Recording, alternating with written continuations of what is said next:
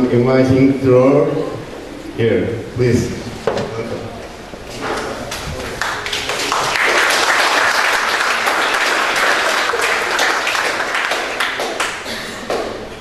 All right, 6 o'clock on a Saturday night. I think you guys have nothing else to do. Thank you for having me here. It's really a pleasure to be in Istanbul, be presented here in Design Istanbul, and really I have to thank a lot of people who brought me here. I'm going to try to make this presentation in 45 minutes cover a lot of things. First, I want to really start by sharing with you who I am, what I do, what my practice does, and then speak about a couple of really new projects, and we end with something that we're debuting today that I never presented before. And it's a project that I'm very excited about and very dear to my heart. But first, my name is Dror. My practice is based in New York primarily, but we work with clients all over the world. We focus on the holistic approach to design and the cross-disciplinary approach to design.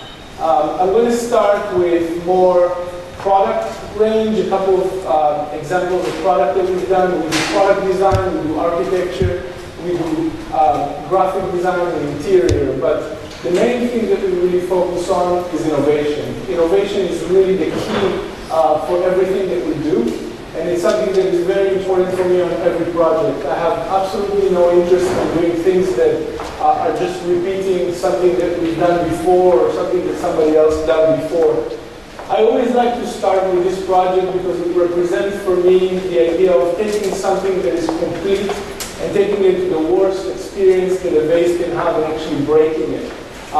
We play always with transformation. Transformation is really a key for everything we do. And this is for me one of the best ways to show what transformation in a metaphorical way really means. This project is probably the easiest way to describe a physical transformation. A transformation from an art piece to a functional chair, basically. Instead of putting the chair inside of the closet and hiding it, actually letting your guests sit on the art, letting your guests sit on the piece that you're the most proud of, that is actually hanging on the wall.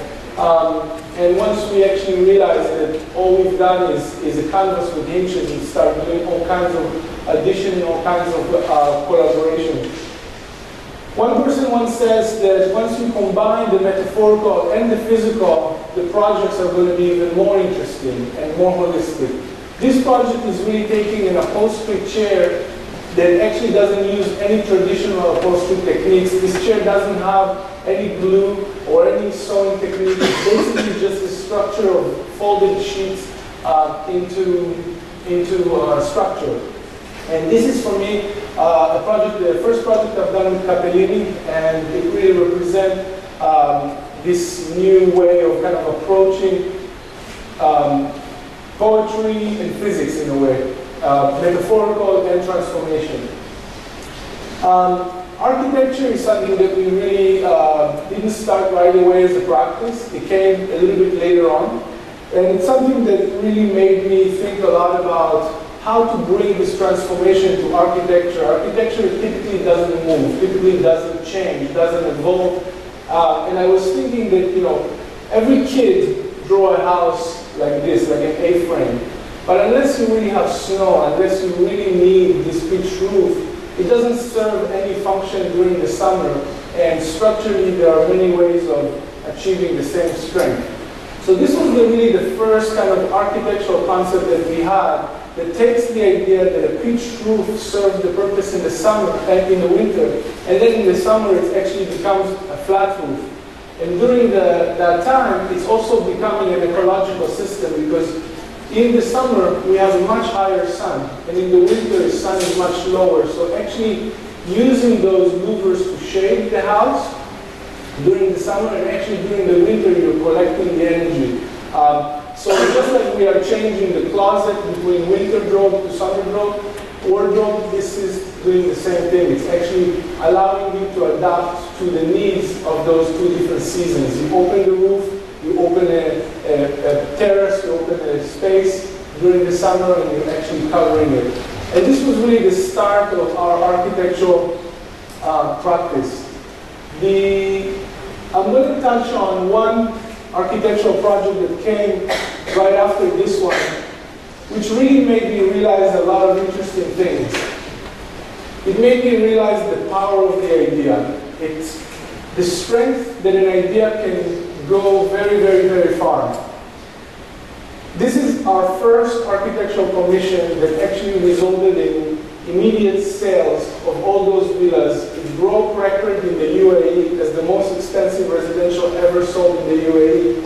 And this is our first architectural commission. So I'm going to just kind of touch it on a few things that really made this project a great success.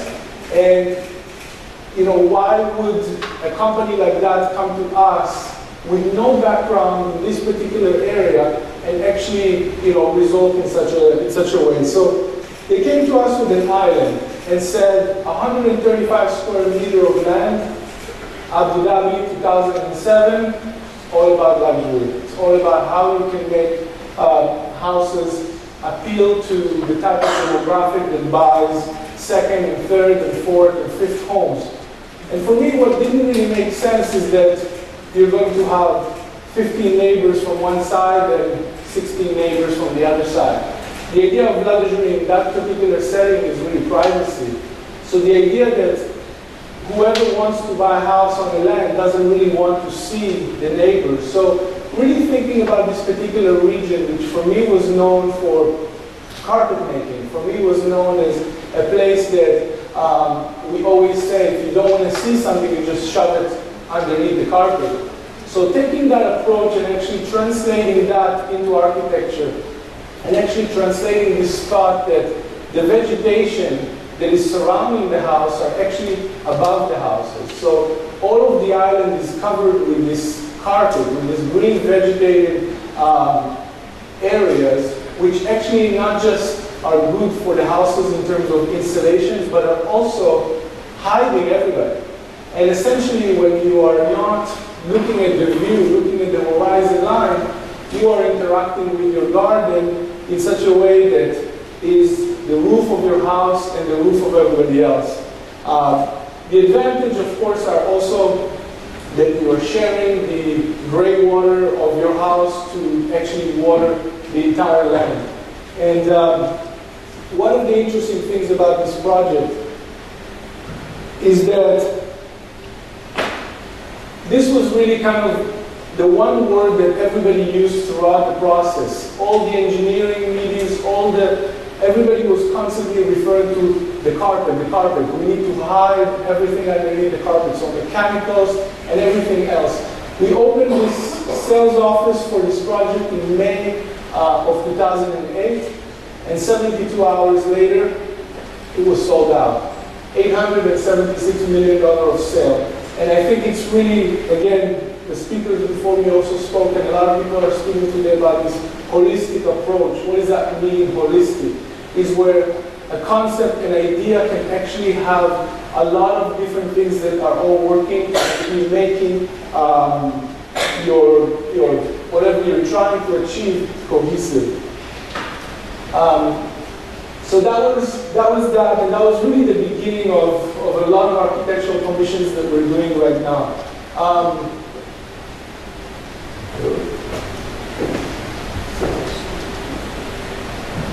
So really how far an idea can go. Since 2005, we realized that a lot of the ideas are not coming always from a brief that a client comes to us and say, we want you to do this and this and that. Sometimes a lot of ideas are actually coming because we're developing something in-house that nobody asks for. So this was a commission 5 years ago that started just as a chandelier. But then we realized something interesting in the geometry that we created. We found a way that by connecting 4 identical L-shaped pieces, we can actually create something that is extremely strong and extremely capable of creating all kinds of different structural needs in different scales. But it really all started from playing with wooden block like this. So essentially those pieces, what they have in common is that each one of those three sizes are parallel and each one of those three sizes are parallel.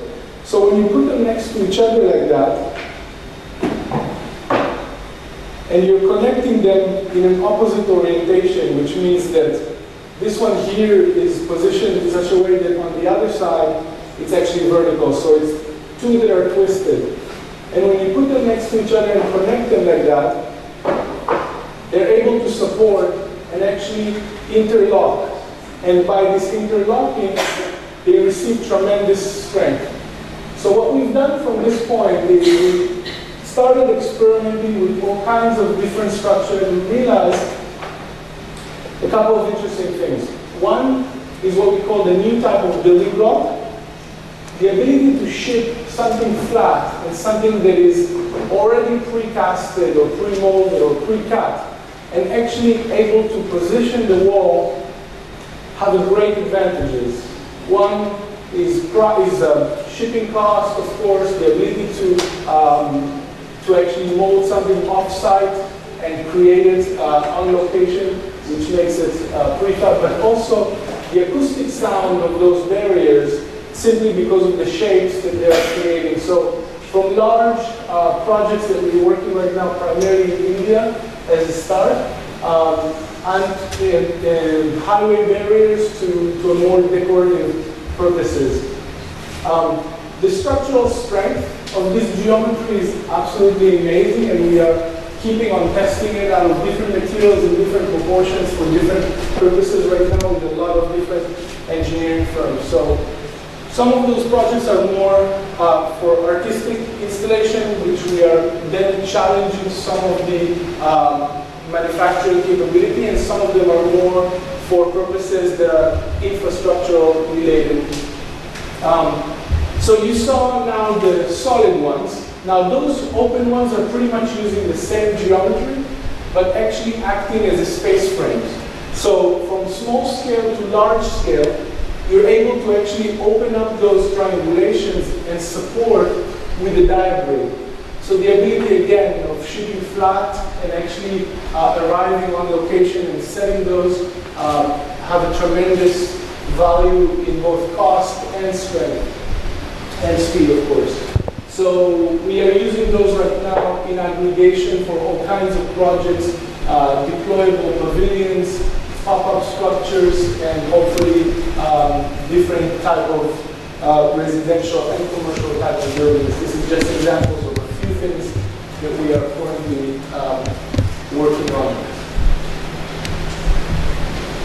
One of the things that we also realize with this project is that it's not always that the luxury type of client can allow you to practice things of innovation, but sometimes what you can get from that by working with supporting organizations or communities that are really in need. One of the things that we are trying to set up right now is the ability to actually support neighborhoods and slums that actually have really problematic structural needs. And this is also part of the effort that we're making right now in India primarily, and actually in Brazil as well. So this system really have a lot of applications, and one of the things that we realize is that we are not going to be the ones that are taking this to all the needs that it can support, but actually collaborate with different engineering firms, different architectural firms, different developers to create different things. And really the future as we see it is in collaboration.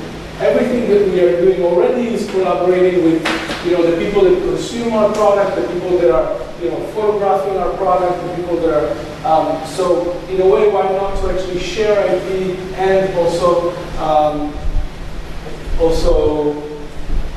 allow for interaction with others.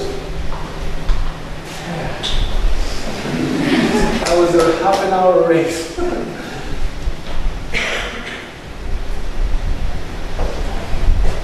So, to the main course. This project really started as a surprise. very interesting. I have to make a correction first. In my press release, it mentions Dror's vision, and it's actually meant to be Dror's design vision, to a vision of a man that invited me to create that vision, which his vision is really much bigger than this one project, much bigger than this particular point on the map. And his vision is a lot more global, a lot bigger, and relates to Istanbul directly, of course, as the hub and as the core of the future of the city. This project really challenged a lot of new thoughts that I never had before. We worked on buildings, we worked on neighborhoods, we worked on products of different kinds, from furnitures, a lot of interior spaces, but we never thought about cities. We never thought about the whole city. And how does a city actually behave? How does a city evolve? Why are we living in cities? So I came up with a couple of thoughts. And first I thought why we are living in cities and why people are moving more and more into cities. And I realized that we really like each other. We really like other people. And this is why we are living in places that there are a lot of people for us to interact with, because we enjoy the interaction. We enjoy the stimulation. We enjoy the proximity that we have, and this is why we're not living in the countryside. We may have a house in the countryside that we go to, but we go back to the city because we need that cultural stimulation. We need those other people. We need, of course, the type of society that we build that requires to work and to collaborate. But we have major issues in cities today. One of the biggest issues, as everybody in Istanbul knows, is the traffic. Tremendous traffic, but it's not just Istanbul, it's absolutely everywhere. Every large city that gets to those kind of dimensions have major traffic problems. We wake up in the morning, we open a window and we see another building in front of us. So we call our city concrete jungle. That's kind of like a new referral that we have to cities today. Of course, we wish that we lived in a city that have all of the people that we want to see, but not have traffic, not have concrete walls, and actually have beautiful nature. One of the things that I fell in love with in Istanbul on my first visit was the hillside, of course. The ability to see, to have this view, to have this perspective always towards the water, always towards an open sky and an open blue. And it really inspired me a lot with this project to really think about that, to really think about what is this, some people call it a utopic city. What is a utopic city? What is kind of like an ideal scenario? Because one of the things that makes a city so unique is the organic nature of a city, right? A little bit of dirt, a little bit of, those kind of people and those kind of people, and this collaborative, this very kind of messy at times is what makes the DNA unique. But when you think about a place like New York, when the person that proposed the city of New York came and said, I want to make a grid. I want to make horizontal streets and vertical streets. Somebody would say, wow, what a boring city. That sounds really, really, really boring. I'm going to leave on number 1, we're going to leave on number 25, we're going to leave on number 7th Avenue. But actually what makes the city so unique is, of course, the places that are evolving and are creating over time. So what I'm going to present to you today is more of a vision that, of course, doesn't have all of that yet. Doesn't have all of the people that will come in and will shape and will adapt different neighborhoods and will actually create, but it's a new type of grid. It's a new type of approach. Now, I spoke until now about what we like about cities and why we, as people, are in cities. But the cities is primarily made of buildings. And what are buildings? If you think about them as humans, they're actually almost the opposite. they don't like the interaction with one another. They don't really interact with one another. They're just blocks that are attached to the ground and actually very selfish.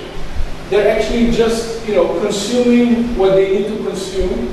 They're cooling, you're cooling the building, you're heating the building, you are using energy just for that particular building. So actually thinking about the type of approach for a city in the same way that we are interacting with one another, how can buildings interact with one another as well? How can building actually support it? This is where we are actually taking this approach of towers that are sitting on a grid into a whole other way. So I'm going to start by showing you a 7-minute video, and then we can actually maybe have a little bit more of a discussion over it rather than a talk.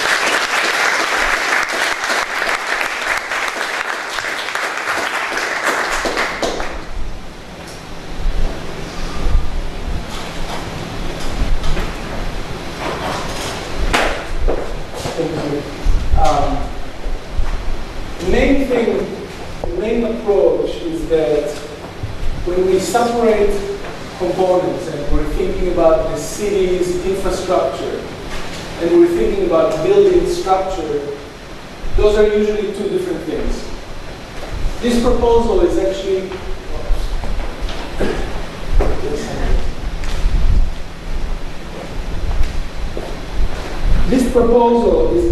taking those things and making them together, structure and infrastructure. So basically the idea is to take the urban grid, the two-dimensional urban grid, into a three-dimensional grid. And by doing that, we can actually allow for a few interesting things to happen. Buildings can support one another, and building therefore can be a lot lighter. When you're thinking about the geodesic advantage, Buckminster Fuller was working almost all his life to prove that a geodesic is a lot more beneficial than a square. But the resistance is that we are just not living in round spaces, we're living in square spaces. So this idea is actually taking the geodesic dome into the infill of those hills by actually creating a tension structure and a geodesic structure that are helping you support those houses and actually supporting everybody else. So in a way, it's like instead of building tall skyscrapers, actually making horizontal skyscraper and actually bending them over. So all of the residential are looking out and all of the commercial is inside. Everywhere you go in the world today, you see commercial center and a tower on top of them.